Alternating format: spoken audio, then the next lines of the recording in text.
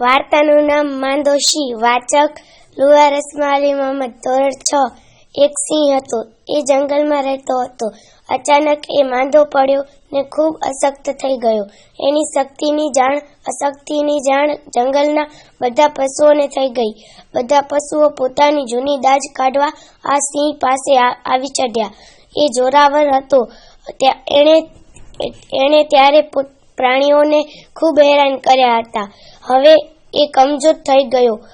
એનો વારો પૂરો થયો હતો. પ્રાણીઓનો વારો આવ્યો હતો. એમણે ટૂંકારો કરી કહ્યું, "એ નમાલા, હવે જોઈ લેજે અમારી તાકાત." સુવરે છેક પાસે જઈને એના શરીર ઉપર પોતાના દાંત અડાડી જોયા. આખલાએ છેક પાસે જઈને એના શરીર ઉપર પોતાના શિંગડા અડાડી જોયા.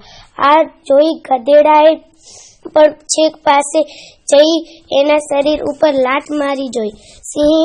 સિંહથી આ જોયું ન ગયું. એનું સ્વમાન જાગી ઉઠ્યું.